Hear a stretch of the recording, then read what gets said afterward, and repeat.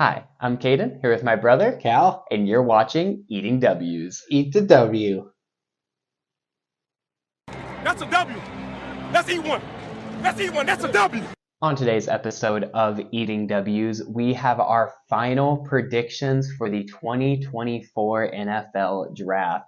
You guys will be seeing this, will come out Tuesday morning, so I'm assuming you'll probably watch it sometime before the draft. The draft is this week, probably 1-2 days away by the time you're seeing this. Thursday, April 25th at 7 p.m. Central. Yep, that will be the start of the first round. And then, of course, that'll be followed the next night, Friday night, with second and third round. And then Saturday morning will, of course, be the rest of the draft.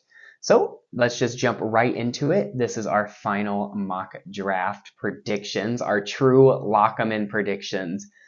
Except for the fact that there are no trades in this. Slight asterisk on the final. Yeah, just a little change right there. So if you remember in our last mock draft episode, we really struggled to get any trades through. I think we did end up getting 1 or 2, maybe 3 trades. But they updated it, and for some reason, it was just shut down. I tried for like 15 minutes to do one trade I really wanted to do. Callan did a combined like 15, 20 minutes on 3 other trades he wanted to do. It just did not work. So I'll talk about the one trade I really wanted to do. Callan might mention some of the ones he wanted to do. I definitely think there'll be trades. There, of course, will be trades. In fact, I think there will be an astronomical amount of trades, which makes it even more of a bummer that we couldn't get it figured out here. But in a perfect world with no trade where everyone's locked in, this is how we think it's going to go. This is how we think positions are going to be taken more than anything is really what this is. But let's just go right into it now. To start us off, I have not seen Callan's mock draft, and he has not seen my mock draft. So I'm just going to pop them open on my laptop. I'll pop them up on screen at the same time. And it's just going to be our kind of live reactions. So bang, there's mine, there's Callan's. So I'm just going to quick look at him here to just kind of see what... Oh, you go 3 quarterbacks in a row. I knew that would be. You go 3 in a row? 3 in a row, twice. Oh, man.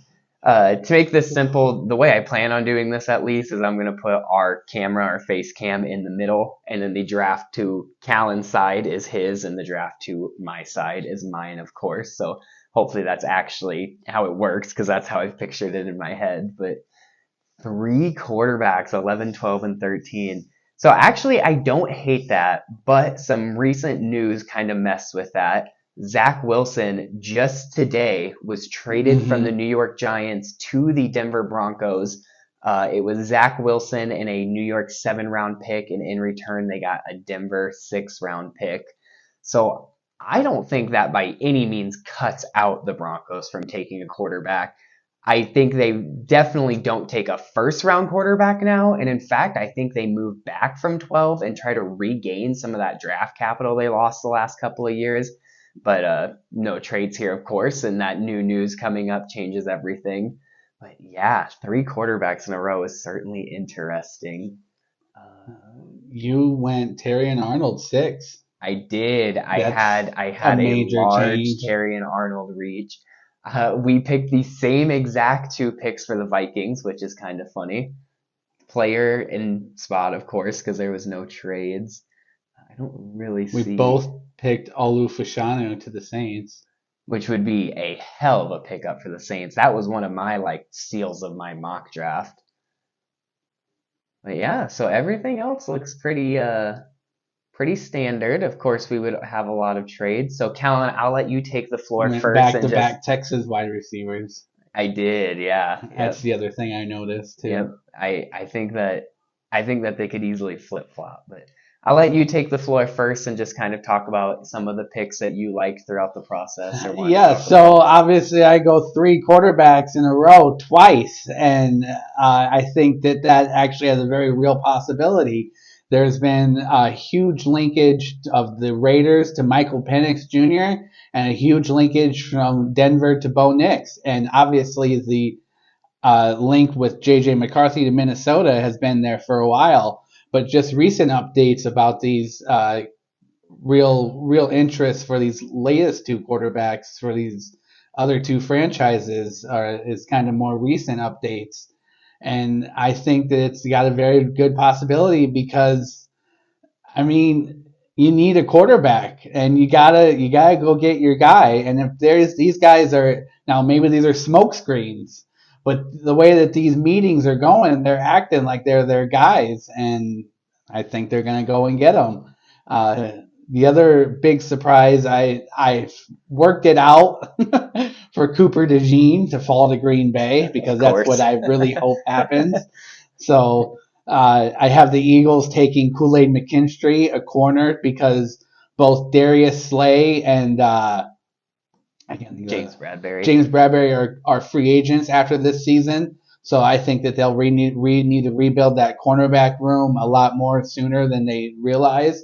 And they go for a good cornerback here in Kool-Aid McKinstry, which opens the door for DeJean to fall to Green Bay. Also, they lost Avonte Maddox, so I think that more than anything gives a case for them to take Cooper DeJean. But Kool-Aid McKinstry also is a little bit of a smaller guy who could play that slot until they end up losing either Bradbury or Slay. Yeah, and they could lose both of them at the same time next season, pretty easily, next offseason. The other thing that I really like about mine is I got Xavier Worthy in there to the Chiefs, where I think that he's going to be a Tyreek Hill replacement for them. One thing I just noticed about yours is the Laiatu Latu pick at 9 to the Bears. What? Mm-hmm. You think they end up going edge rusher? I think they go edge rusher there. That was one where I tried to trade. That was probably where I tried to trade the longest because I finally just gave up on it because 5 and 6, I knew that McCarthy could fall to Minnesota. So that's who I was trying to trade up for 5 and 6. But I was trying to get someone to sneak up there and get Brock Bowers, and I just could not get anyone to match up. So I had the Bears taking Latu. Yeah, it's like a tongue twister. It almost is. These names just keep getting crazier. But I definitely think they're going to go and get one of the better defensive players for their second pick, and I think that he's the best one available after Dallas Turner goes to Atlanta. Interesting, yeah. Before that Sweat signing. Montez Sweat. I cannot think of his name all of a sudden. Before that Montez Sweat signing last year trade, I would be all in on them getting an edge rusher at 9. With them not doing that, don't have anybody on the other side. That's why. That's very true. You need 2 in the NFL nowadays. I have them taking receiver, and that's kind of the consensus is them taking receiver, which they don't really need. I mean, Keenan Allen's getting older, but you got Keenan Allen, you got DJ Moore. You do lose Darnell Mooney this offseason, which was kind of a dagger for them. But, I mean, you can get a really talented receiver somewhere in the second, third, probably all the way into day 3. You can still get a pretty damn talented receiver. So I could actually very much see that. The more I think about it, the more you talk about it, I do like it. Anything else about your draft specifically? I got three wide receivers in a row. Yeah, that Marvin in there Harrison, with Troy Malik Franklin. I didn't even notice. Oh, I have 3 wide receivers in a row twice also. Where'd you get Troy Franklin from? Troy Franklin, because, like I said in one of the other episodes, San Francisco is probably going to lose Brandon Ayuk, and they need a wide receiver to replace Brandon Ayuk. And Troy Franklin was one of the best ones left available after a run of them goes late in this draft. And I expect a run of them to go late in this draft. In the first round, I mean. But Troy Franklin was one of the best available. And because I wanted Xavier Worthy to go to the Chiefs. I think he's just a better fit for the Chiefs. I think he'll fit better in their offense. Troy Franklin is more of a Brandon Ayuk replacement. I think that he'll fit better in that San Francisco offense. Interesting. Yeah, that's true. Brandon Ayuk, I'm not saying he's bad, but he's by no means the most talented receiver around, but his skill set very well fits that offense. So why not get another one of them in there? Do you not have a Marius Mims or J.C. Latham in your first round? No, I have offensive tackles actually falling to the second day. Everywhere. Wow. Okay.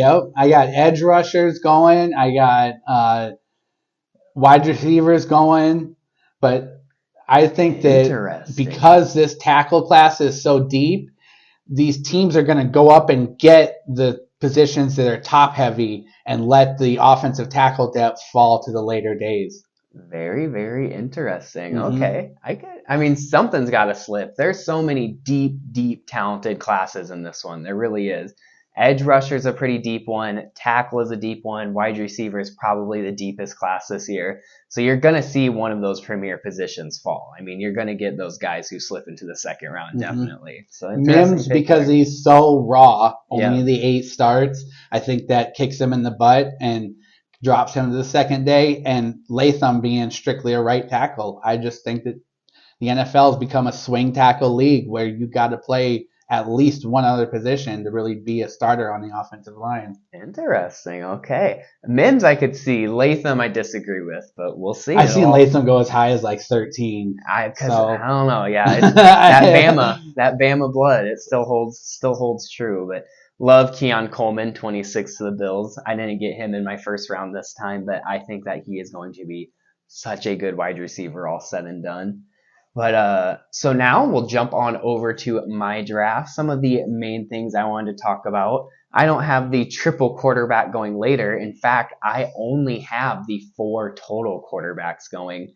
Forgot to mention your draft, but another team that I've heard Bo Nix linked to, probably now more than ever with the Zach Wilson trade, is the Rams as a Ooh. Matthew Stafford replacement coming the coming season. So just interesting little tidbit I expect there. them to take a quarterback maybe day 2. I'm I kind don't of know thinking the about same first thing. round. The quarterback is another very deep, talented class in this one. So I Mhm. think that there's going to be some day 2 and day 3 guys that kind of show their way up in the league and a couple of starts as well at that position.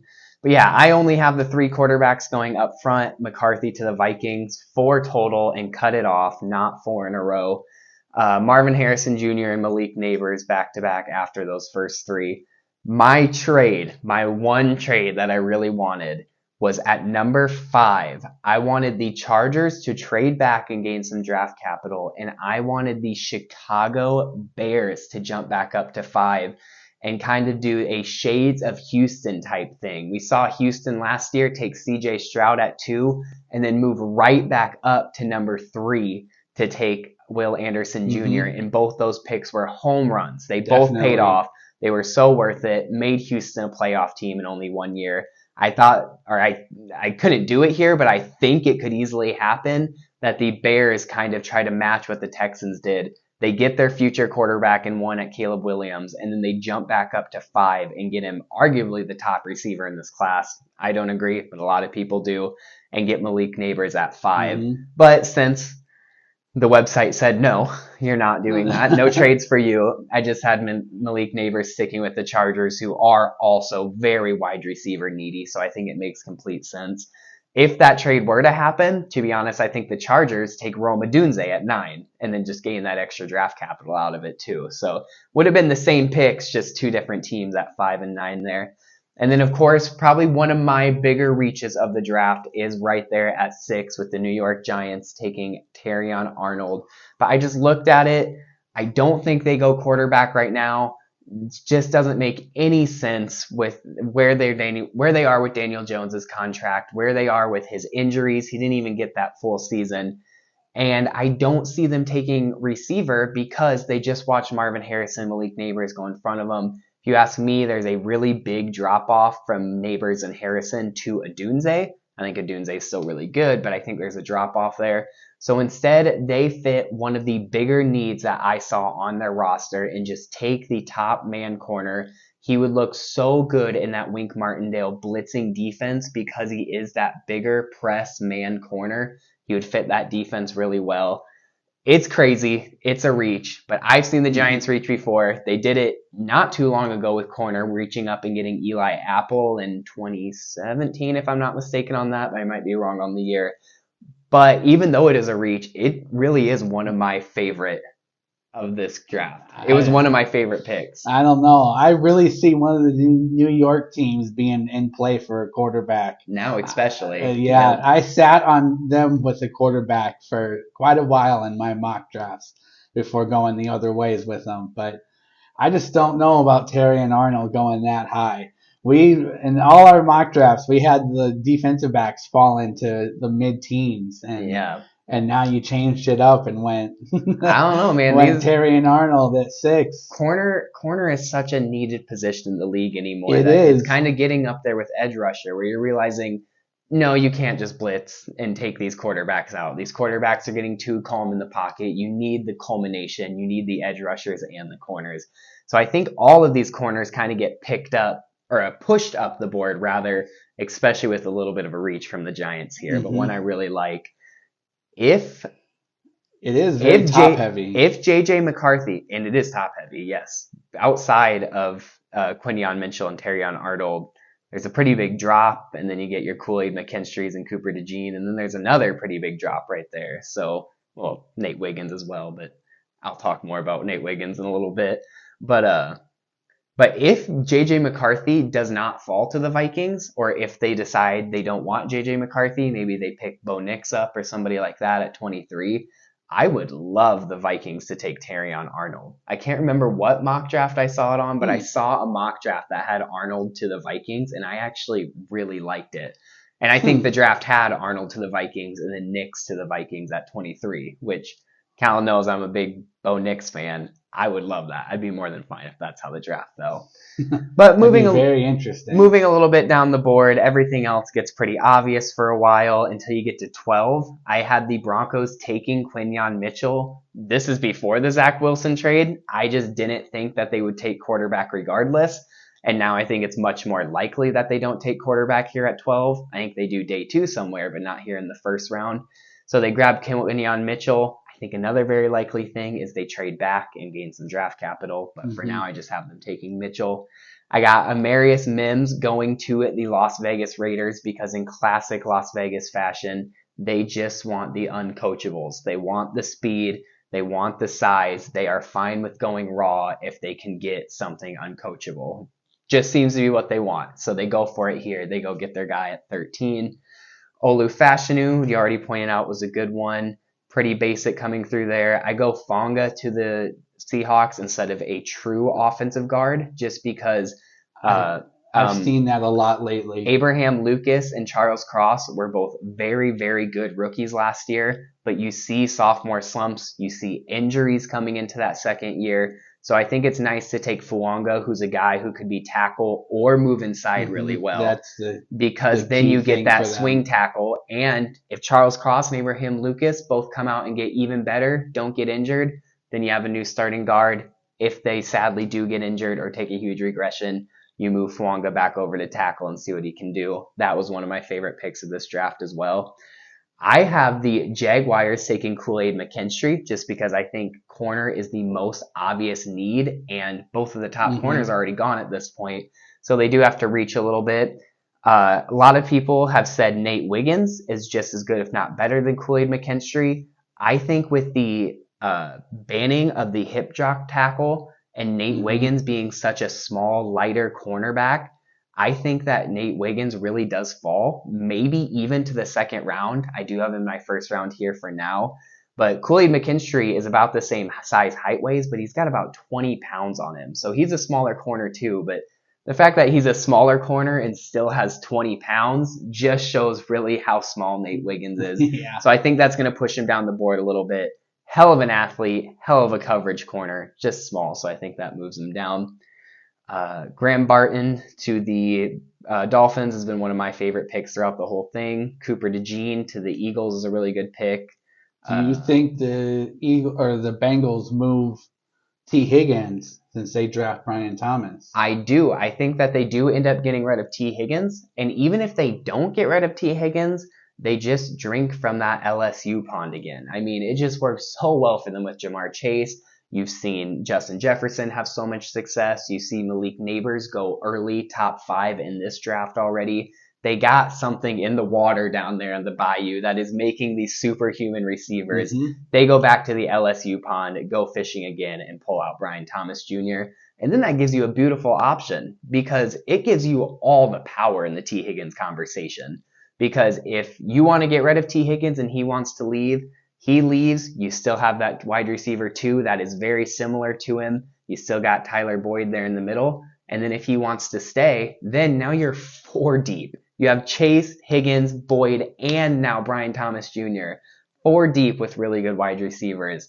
That becomes a scary passing game all of a sudden, especially after losing Brian Callahan. You're going to need something to kind of fill that coaching gap. So you fill it here with some more talent. So that's I really like that pick as well. 25 with Jared Verse to the Packers. Edge rusher is not their biggest need by any means, but they seem to constantly take it in the first round regardless. They do It like was their far edge from their rushers. biggest need last year as well, and yet we still see Lucas Van Ness taken at 13 or 14 or whatever they picked. So I think that Jared Verse falls down the draft board on this one, and the Packers just say, why the hell not? Let's get Best this player freak athlete. available. Exactly. Nate Wiggins does slip into my first round for now at 26, just because I didn't really like how the board fell for the Buccaneers, and I wasn't able to trade out of it. Back-to-back Texas wide receivers at 27 and 28 to the Cardinals and the Bills. I have the Cardinals going with the classic double receiver again because I think it is their biggest and really, it's just, I almost said only, but it's not the only need, but it is just so far ahead of every other need that they have that it'd be worth it to take 2 guys. Since they lost Hollywood Brown, I have them going with the speed and Worthy, but I could, of course, very easily see them going with the Donnie Mitchell as well, since he's theoretically still there in my mock draft. And then everything else from there on is kind of basic. Same thing with the Chiefs. Their biggest need is not edge rusher, but they do it every damn year. Even though it wasn't edge rusher last year, they still took Felix, whatever his name is. I can't remember it now. Uzirike. Yeah, exactly. So they didn't really need edge rusher. It was kind of a reach, but they still took him at 32. They see a freak edge rusher like Chop Robinson on the board there. They're going to take him at 32 and get a receiver and corner day 2. Yeah, that's what they do. They get these day 2 guys that do a lot better for them than first round guys. That would be quite the defensive front with Chop Robinson joining the Chiefs with Karlaftis and Felix already there. And Chris Jones coming out the And middle Chris still. Jones still coming up the middle now for the rest of his career. That'd be quite the dominant force on the defensive side for the Chiefs. And then you obviously still have Mahomes on the other side, who they just expect him to work with anybody. So, and it seems like it works out for him pretty well. And Steve Spagnuolo loves it. He blitzes, he rotates, he wants as many edge rushers as possible. So I think it makes a lot of sense for them to take best player available here and get Chop Robinson. Yeah, I agree. And then, of course, Lions going an inside offensive lineman because they're just the only team who does it, and it always works for them. So why not do it again here in 2024? Yeah, and Powers Johnson can play guard or center. So, anything else you wanna? With the Packers, not that I expect them to take the I edge looked over rusher, and I could kind of see the shock on your face when I pointed that one out. But there's not a top tackle left. Latham goes. I mean, there's Tyler Guyton, maybe, but if they really want one of the top tackles, they either have to expect to happen what I said was going to happen with the tackles dropping, or they have to trade up and get one. Yep. I could actually see Tyler Guyton as a good fit for them just because they're not necessarily bad on the offensive line, but they're just very inexperienced on that offensive line. No depth. I'm not saying a rookie helps, but more than anything, exactly, they have no depth on that offensive line. Mm-hmm. And Tyler Guyton, out of all the top tackles right now, is the most pure swing tackle. If you look up his stats, his snaps all through college, he almost 50-50 played left tackle and right tackle. So that would actually make a lot of sense for the Packers because then you can just throw him in at both and see which one he likes more or see who wins the other position and then throw him at that one.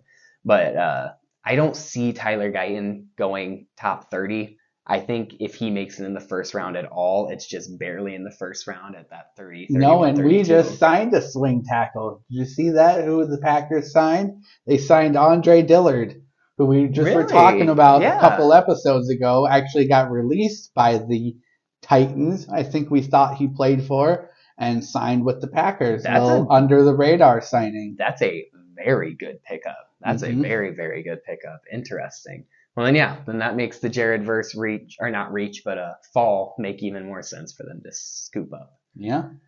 Okay, well, this was our final predictions. I based a lot of my predictions off of the past because my favorite saying, the past always repeats itself. So that's kind of where I went with mine. Callan, do you have any certain tactic that you had throughout it? Get Cooper DeJean to the Packers. Get Cooper Was that your DeJean to the tactic? Packers. That was one. I always planned on the 3 quarterbacks in a row. The team I was trying to trade up for to get in front of the Jets. I was expecting either a team like Cincinnati. I tried them. I tried Buffalo to trade up for one of the top wide receivers left. I can't remember who else I tried, but it wasn't working. And so I knew that the Packers are likely going to have to trade up for Cooper DeJean in real life. I do believe that. And I just think that it was too much for it to happen in this draft, in this mock draft, because they made the trading Big so move. tough. Yeah. And I expect a lot of trades to happen in real life. And I do think, like you had, one of the teams will trade up to get one of these wide receivers. You had the Bears trading up from 9. That's not a huge jump, but it is a jump. And I expect some team to jump up and get one of these wide receivers because I expect teams to want draft capital because of how deep this draft is. How wild would it be if there was 0 trades? Zero trades, and we nailed. That would be one of us nailed one of these. Dude, that would be insane. But no, it's not going to happen. It is the calm before the storm right now. It has been dead quiet. I think the last trade to happen that changed up the first round was the Vikings taking Houston's 23rd overall pick, and that was over a month ago, I think, at this point. Yeah, they've had it for a while now. So draft night's going to be crazy, to say the least. Definitely. But can't wait for that craziness for sure. That was Callan and I's final predictions for the 2024 NFL Draft. Now we will have to wait a couple more days to find out. But thank you all so much for watching. Not sure really what the video schedule looks like upcoming, but just keep an eye on the channel because we will certainly be back. But until then, don't forget to eat the W.